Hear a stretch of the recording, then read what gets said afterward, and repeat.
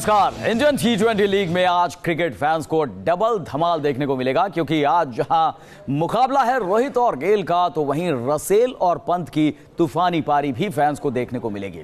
इन दोनों मुकाबलों के बारे में हम आपको बताएंगे, लेकिन सबसे पहले बात कल रात हैदराबाद में खेले गए धमाकेदार मुकाबले की, जिसमें वार्नर की तूफानी पारी से सनराइजर्स हैदराबाद ने जीत तो दर्ज कर ली, लेकिन इस मैच के सुपर हीरो रहे राजस्थान रॉयल्स के संजू सैमसन। कैसे सीजन के पहले शतक वीर बनकर सैमसन ने मचाई सनसनी, दिखाएंगे आपको रिपोर्ट और करेंगे इस पर चर्चा अपने क्रिकेट एक्सपर्ट मनिंदर सिंह और मशहूर कमेंटेटर सुशील दोषी से, जो हमारे साथ जुड़े हुए इंदौर से। तो जबरदस्त शुरुआत सीजन की और ये पहला शतक संजू सैमसन ने बनाया इस सीजन में। आपने देखा किस तरह से सीजन के पहले शतक वीर बने सैमसन। अब आपको ग्राफिक्स के जरिए दिखाते हैं कि आखिर कैसे सैमसन के शतक के बावजूद हार गई राजस्थान की टीम। हैदराबाद ने राजस्थान को 5 विकेट से हराया। राजस्थान के 198 रन 2 विकेट के जवाब में हैदराबाद ने 5 विकेट के नुकसान पर ही जीत का लक्ष्य हासिल कर लिया। 37 गेंद पर 69 रन की धमाकेदार पारी वार्नर की धमाकेदार पारी से हैदराबाद ने जो है वो जीत का लक्ष्य हासिल कर लिया। सैमसन के 102 रन पर वो भारी पड़ गई उनकी ये पारी और हैदराबाद ने राजस्थान को 5 विकेट से हरा दिया। और रुख करते अपने मेहमानों का, सबसे पहले मनिंदर जी के पास चलेंगे। मनिंदर जी, अगर देखा जाए तो वार्नर की तूफानी पारी सैमसन की पारी पर भारी पड़ गई, किस तरह से इस मैच को आप देखते हैं? देखिए, जब कोई टीम चेस कर रही होती है तो केवल एक खिलाड़ी के ऊपर आप डिपेंडेंट नहीं रहते हैं। हम तो सिर्फ वार्नर की बात कर रहे हैं। मुझे लगता है बेस्टो ने भी अच्छी इनिंग्स खेली। उसके बाद विजय शंकर ने बहुत बढ़िया इनिंग्स खेली, जिसकी की जरूरत थी उस समय, जिसकी बदौलत ये आसानी से मैच जीत लिया। लेकिन संजू सैमसन ने ट्रेलर पहले भी दिखाया, कई सीजन पहले भी जब उन्होंने शुरुआत की थी, उन्होंने इस तरह का ट्रेलर दिखाया था और उस समय ऐसा लगता था कि इंडियन टीम में आने चाहिए as a wicket keeper batsman. लेकिन फिर उसके बाद कहीं ना कहीं गैस खत्म हो जाती है, सो उसमें कंसिस्टेंसी नहीं दिखा पाए। अब भी उन्होंने शतक तो लगाया और बेहतरीन बैट्समैन है, टेक्निकली भी अच्छे हैं, लेकिन ये समझ नहीं आती कि इसको कंसिस्टेंसी में क्यों नहीं तब्दील कर सकते। क्योंकि अगर आपको इंडिया खेलना है तो ऐसी परफॉर्मेंसेस कंसिस्टेंटली मैदान पर उतारनी होंगी। जहां तक वार्नर का सवाल है, सभी जानते हैं कि इंपैक्ट प्लेयर है, जब भी रन्स बनाएंगे असर डालेंगे। लेकिन ऑस्ट्रेलिया की जो सिलेक्टर्स की जो एक टेंशन थी वो तो वार्नर ने खत्म कर दी है। जो 2 मैचेस खेले अभी तक, दोनों में जिस तरह से रन्स बनाए, वर्ल्ड कप के लिए अपनी जगह पक्की कर ली है। और दूसरा, वो जो टेंशन जिसकी मैं बात कर रहा हूँ, ऑस्ट्रेलियन सोच रहे थे कि 1 साल के बैन के बाद वार्नर और स्मिथ वापस आएंगे, कैसा प्रदर्शन करेंगे। वार्नर ने तो क्लियर कर दिया कि मेरी जगह तो यहाँ पर बनती ही बनती। बिल्कुल, और स्मिथ जो क्लास बल्लेबाज तो है ही है, यानी कि 2 खिलाड़ी ऑस्ट्रेलिया में लौट गए हैं। लेकिन टीम इंडिया की टेंशन ये है कि भाई खिलाड़ी तो बहुत आते हैं, लेकिन परमानेंटली जगह आखिर वो बना क्यों नहीं पाते। और सुशील दोषी जी, आपसे भी सवाल यही कि संजू सैमसन की ये धमाकेदार पारी आप इसे किस तरह से देखते हैं, और क्या इस तरह की पारियां लगातार अगर नहीं खेल पाते हैं तो किस तरह से टीम इंडिया में इनकी जगह बन पाएगी, क्योंकि लक्ष्य तो टीम इंडिया ही है।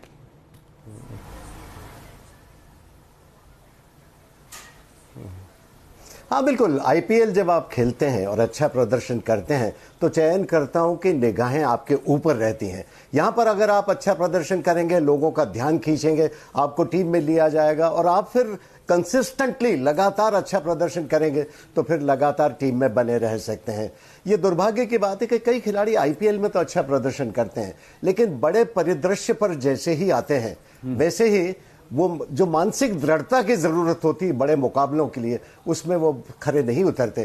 तो ये संजू सैमसन को भी सोचने की बात है कि न केवल इस प्रतियोगिता में बल्कि रणजी ट्रॉफी और बड़ी प्रतिस्पर्धाओं में भी उन्हें बेहतर प्रदर्शन करना पड़ेगा। देखिए, 50-50 ओवर का वर्ल्ड कप है, इसके बाद अभी तो 2020 क्रिकेट खेल रहे हैं, तो वहां पर लंबी पारियां, लंबे समय तक विकेट पर टिकने की इच्छा शक्ति भी आप में होनी चाहिए। तो संजू सैमसन की इस पारी ने लोगों का ध्यान आकर्षित जरूर किया है। आशा है कि वो बेहतर प्रदर्शन करते हुए चयनकर्ताओं की निगाहें अपनी तरफ खींचते रहेंगे। तो यहाँ पर हिटमैन बनाम क्रिस गेल। मनिंदर जी, अगर रोहित शर्मा की बात होती है तो जब वो रंग में होते हैं तो बाकी बेरंग दिखाई पड़ने लगते हैं, और गेल जब चल रहे होते हैं, उनका तूफान जब आता है तो बाकी सब फेल हो जाते हैं। किस तरह के इस मुकाबले को आप देखते हैं? लेकिन दोनों के साथ ये बड़ी विडंबना है कि अगर चलते हैं, ये एक बड़ा खराब सा शब्द लगता है मुझे किसी एक ऐसे बैट्समैन के लिए जो इतना विस्फोटक हो। और ये दोनों ऐसे बैट्समैन हैं, वाकई जिस दिन चलते हैं तो फिर सामने वाले बॉलर्स के पास कोई जवाब नहीं रहता है, जिस तरह के इनके शॉट्स रहते हैं। लेकिन क्रिस गेल का मैं रिकॉर्ड देख रहा था, जब कोई बड़ा स्कोर चेस करना होता है और उनको दूसरे इनिंग्स में बैटिंग करनी होती है, चेस करते समय उनका रिकॉर्ड बहुत खराब है। जब बड़ा स्कोर खास तौर से चेस करना हो, उनकी कंसिस्टेंसी बिल्कुल ही नहीं है। उन्होंने एक आध मैच में रन्स बना के टीम को जिताया है।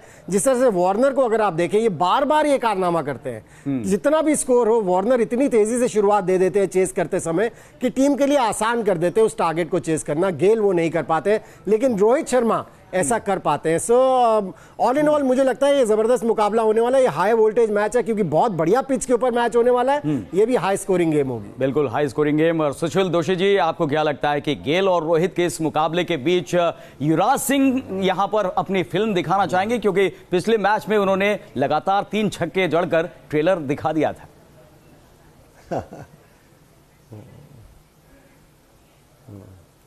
नहीं, देखिए युवराज सिंह बहुत ही स्वाभाविक किस्म के लेफ्ट हैंडर हैं, इसमें तो कोई संदेह नहीं। जब चल निकलते हैं तो उनका बल्ला ऐसे बोलता है जैसे किसी अन्य का बोलता नहीं है। और सभी जानते हैं कि जब लेफ्ट हैंडर इस तरह से खेलता है तो कितना ग्रेसफुल नजर आता है। लेकिन सवाल यह है कि वो बड़े मुकाबले काफी समय से खेले नहीं है।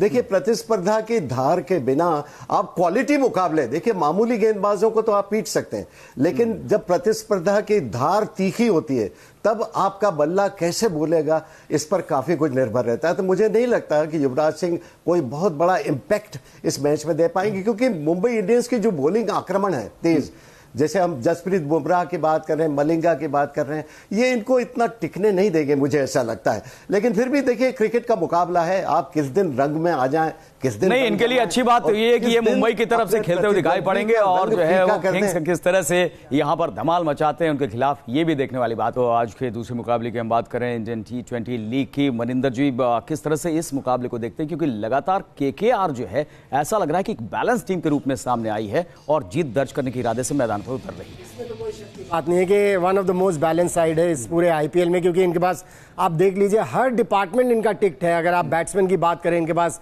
बड़े बड़े बैट्समैन हैं और जो इंडियन बैट्समैन भी हैं वो भी रंग में आ गए। अगर आप उथप्पा की बात करें, नीतीश राणा की बात करें, नीतीश राणा तो अपने होम ग्राउंड पर आज का मैच खेलने वाले हैं, क्योंकि दिल्ली से ही क्रिकेट खेलते हैं और दिल्ली की टीम के कैप्टन रहे हैं पिछले सीजन में। और जिस तरह की बैटिंग कर रहे हैं रसेल, अभी तक 36 बॉलों का सामना किया, 97 रन बनाए। सो वो बहुत इंपॉर्टेंट प्लेयर रहने वाले हैं। लेकिन ये पिच वैसी नहीं है जैसी कि पहले 2 मैचेस उन्होंने जीते हैं, क्योंकि कोलकाता की पिच पर बैट पर अच्छी तरह से बॉल आ रही थी, यहां पर बॉल रुक कर आने वाली है। तो ये देखना है किस तरह से खुद को एडजस्ट करते हैं कोलकाता की टीम। और दिल्ली की टीम भी जिस तरह से पिछला मैच हारी है, जो मुझे लगता है जीतना चाहिए था, सुधार करके आएगी और परेशान करेगी कोलकाता की टीम को। सो कोलकाता के लिए दिल्ली के होम ग्राउंड पर मैच इतना आसान नहीं होने वाला है। लेकिन फिर भी अगर आप पूछे किसका पलड़ा भारी रहेगा, तो मुझे लगता है कॉन्फिडेंस कोलकाता की टीम का हायर रहेगा। सुशील दोषी जी, आपको लगता है कि यहां पर पलड़ा KKR का भारी रहेगा, जैसा कि मनिंदर जी कह रहे हैं, और जिस तरह से रसेल खेल रहे हैं, नीतीश राणा खेल रहे हैं, और यहां पर देखने को कि उथप्पा जो है वो रंग में आ गए हैं, तो दिल्ली के जो बल्लेबाज हैं, गेंदबाज हैं, वो मुकाबले को एक तरफा नहीं बनने देंगे?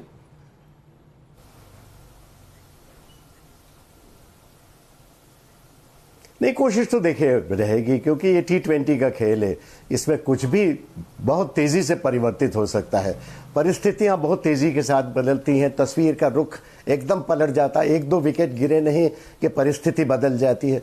तो कोशिश वैसे करनी होगी दिल्ली को। लेकिन कलकत्ता की टीम, जैसे मन्नी कह रहे थे अभी, कि बहुत ही संतुलित टीम है। 3 टीमें जो बहुत संतुलित लगती हैं, एक तो मुंबई इंडियंस, एक महेंद्र सिंह धोनी की टीम, और एक कलकत्ता नाइट राइडर्स की टीम। तो इन तीनों पर सारे लोगों को विश्वास है कि 3 में से कोई एक विजेता बनेगा। लेकिन अपसेट कभी भी हो सकता है, और जो भी टीम जिस दिन बेहतर खेलेगी, और दिल्ली की टीम भी शक्तिशाली है। पहले मुकाबले में जो है यहां पर दमखम दिखाया था दिल्ली की टीम ने, और उम्मीदें भी यहां पर है कि होम ग्राउंड में उसको इसका फायदा होगा। सुशील जी, बहुत बहुत शुक्रिया चर्चा करने के लिए। मनिंदर जी, आपका भी बहुत बहुत शुक्रिया चर्चा में शामिल होने के लिए। और खेल की खबरों में अब बात कर लेते हैं हॉकी की, जहां पर भारत ने पोलैंड को पस्त करते हुए लीग का धमाकेदार अंत किया। भारत ने अपना शानदार खेल जारी रखते हुए पोलैंड को 10-0 से मात दी। भारत टूर्नामेंट में पहले ही फाइनल में जगह बना चुका है, इसलिए भारत के लिए ये मैच महज औपचारिकता था। सुल्तान अजलान शाह टूर्नामेंट के फाइनल में भारत का सामना साउथ कोरिया से होगा, और फाइनल मुकाबला जीतकर भारत का लक्ष्य 6ठी बार खिताब जीतने का होगा। भारत की तरफ से वरुण कुमार और मनदीप सिंह ने सबसे ज्यादा 2-2 गोल दागे। भारत 5 बार सुल्तान अजलान शाह टूर्नामेंट अपने नाम कर चुका है।